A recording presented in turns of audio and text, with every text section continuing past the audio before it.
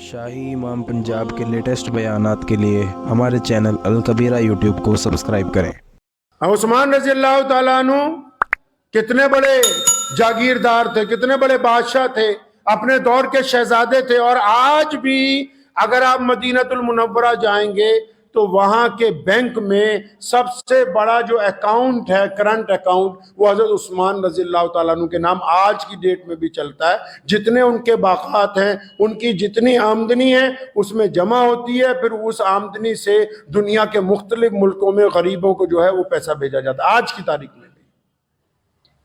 عثمان رضی اللہ تعالیٰ عنہ کے متعلق لکھا ہے، جب سے حضرت ابو بکر خلیفہ تھے، سنیے، اگر اللہ نے آپ کو دولت دی ہے اس لیے نہیں دی کہ عیاشی کرتے پھرو، اس لیے نہیں دی کہ شرابیں پیتے پھرو، اس لیے نہیں دی کہ بہت زیادہ مہنگی گاڑی میں بیٹھ کے کسی غریب کے کپڑوں پر کیچڑ اچھالتے ہو جاؤ، اس لیے نہیں دی کہ بہت زیادہ مہنگے کپڑے پہن کے کسی غریب سے ہاتھ نہ ملاؤ، اس لیے نہیں دی کہ پلیٹ میں آدھا کھانا چھوڑ دو، اس لیے آپ کو اللہ نے دولت دی ہے کہ تم اس دولت کے ذریعے اللہ کے بندوں کی مدد کرنے کے لیے تیار رہو۔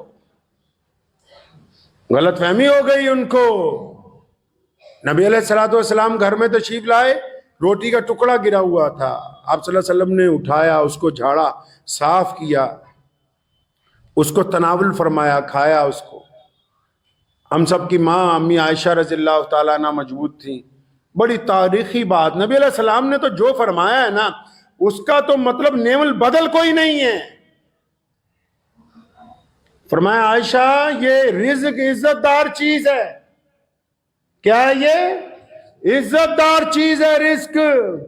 اگر یہ کسی سے چھن جائے تو پھر واپس نہیں آتا، اگر لوگ اس کی عزت نہ کریں تو پھر واپس نہیں آتا۔ جو لوگ رزق کی بے قدری کرتے ہیں، جو لوگ دولت کی بے قدری کرتے ہیں، پھر نہیں آتی یہ، کیونکہ عزت کا ہی تو معاملہ ہے ساری دنیا میں پھنسا ہوا۔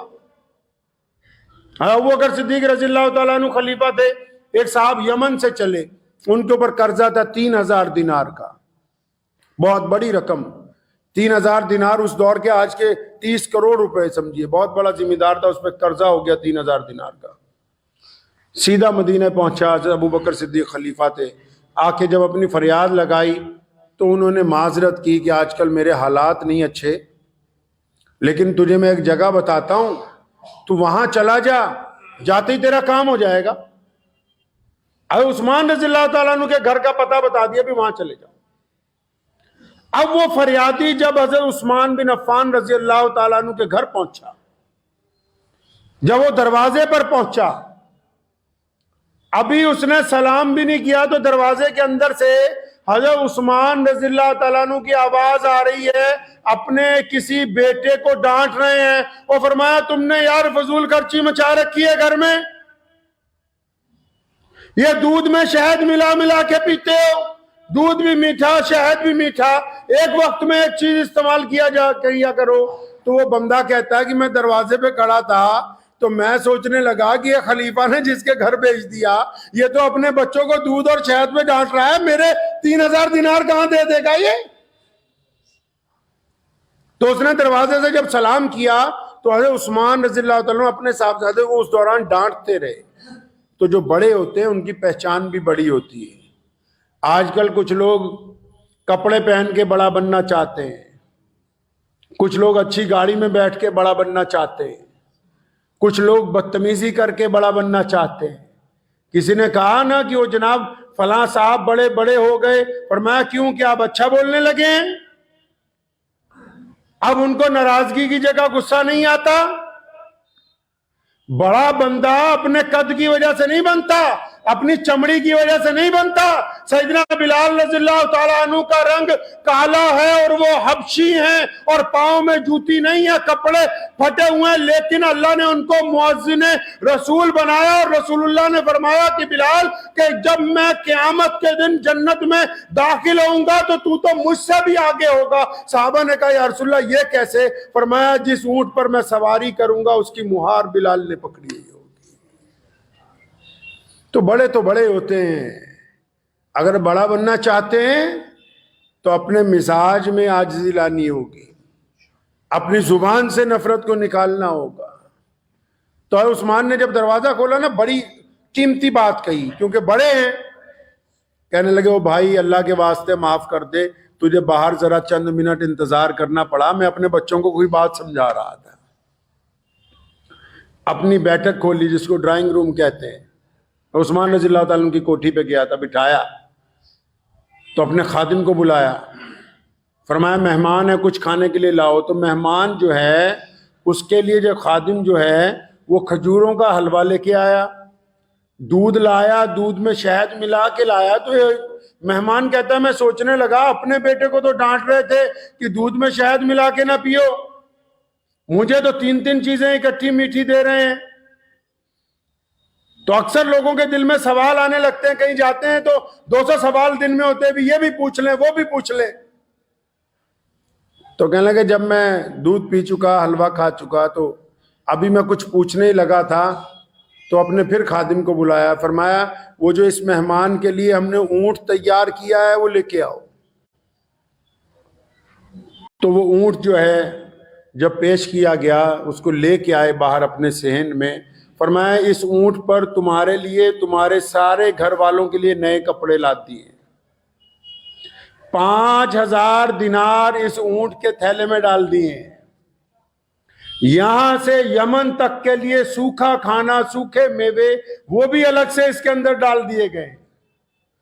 پانی کا مشکیزہ بھی تیار کر کے رکھ دیا گیا ہے. اللہ تمہارا سفر آسان فرمائے، جاؤ. تو کہا میں تو 3000 مانگنے آیا تھا، 5000 دے دیے. میں جب اونٹ کی مہار پکڑی تو میرے دل میں بالخیال آیا، میں کہا جی حضرت اونٹ کیونکہ قیمتی ہے، آج بھی بہت قیمتی ہے. میں کہا حضرت یہ اونٹ کون واپس لے کے آئے گا؟ اور عثمان نے فرمایا کہ بھائی واپس لینے کے لیے تو دیا ہی نہیں، یہ بھی شادی میں ہدیہ. تو کہنے لگا پھر کہ حضرت اچھا ایک بات تو بتا دو، آپ کو حضرت ابو بکر نے پیغام بھیج دیا تھا؟ اور فرمایا بھائی زیادہ باتیں نہیں کیا کرتے، کام ہو گیا ہے، بس اللہ کا نام لو جاؤ. جب اونٹ پہ سوار ہونے لگا پھر تھوڑی سی کھجلی ہوئی، کہنے لگا جی حضرت ایک بات اور بتا دو. بھائی پوچھ لے جاتے جاتے کیا مسئلہ ہے. بعض حضرات کو مسئلے بہت پوچھنے کا شوق ہوتا ہے. امام ابو حنیفہ کے پاس ایک صاحب گئے، کہنے لگے جی منہ دھوتا ہوں جب وضو کرتا ہوا، جب داڑھی میں خلال کرتا ہوں 2-3 دفعہ کر لیں تو وضو ہو گیا؟ فرمایا ہو گیا. فرمایا میری تسلی نہیں ہوتی. فرمایا پھر ایسا کیا کر رات کو اسے بالٹی میں بھگو دیا کر، صبح نکال دیا کر. کئی لوگوں کو عادت ہوتی ہے کہ نہیں مسئلے پہ مسئلہ ہی پوچھنا ہے. وہ کہتا ہے میں پھر حضرت عثمان کے پاس گیا کہ حضرت بس آپ سے ایک بات پوچھنی تھی. فرمایا اچھا پوچھ لے بھائی، اب جاتے جاتے تو یہ بھی پوچھ لے. کہنے لگا میں جب آیا آپ اپنے صاحبزادے کو اس بات پر ڈانٹ رہے تھے، آپ اس بات پر ناراض ہو رہے تھے کہ دیکھو دودھ میں شہد ملا کے نہ پیا کرو، فضول خرچی نہ کیا کرو.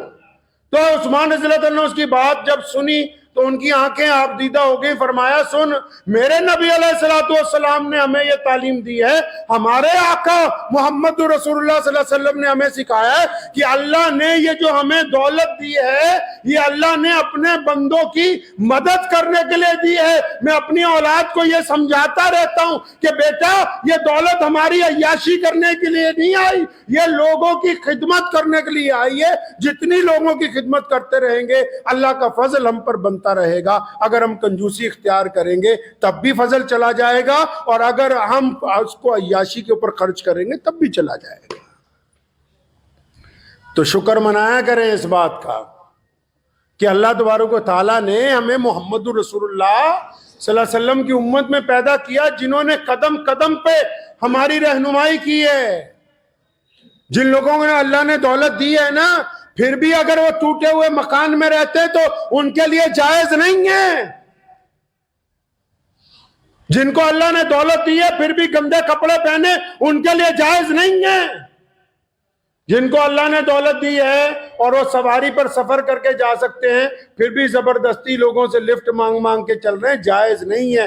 اللہ نے جو نعمتیں دی ہیں ان کا اظہار ہونا چاہیے، اور پھر اللہ کی نعمتوں میں سے حقداروں کو حق دینا چاہیے. میرے والد شیخ اسلام مولانا حبیب الرحمان لدھیانوی رحمۃ اللہ علیہ کو اللہ تبارک و تعالیٰ ان کے درجات بلند فرمائے.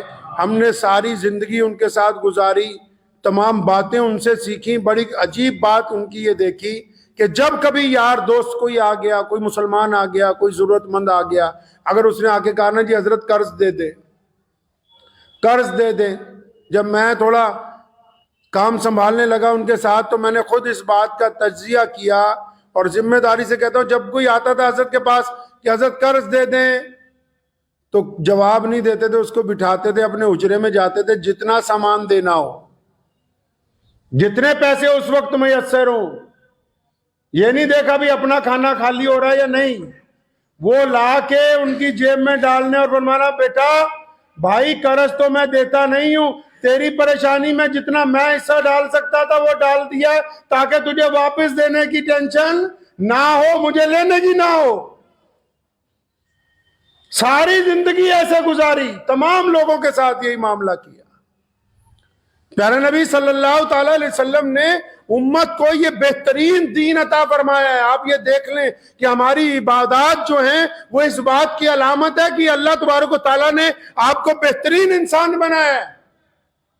تو اس لیے کنجوسوں کو میری گزارش ہے بڑی, جو بھی حضرات کنجوسی کرتے ہیں پہلے تو اپنے حالات اچھے کیجیے.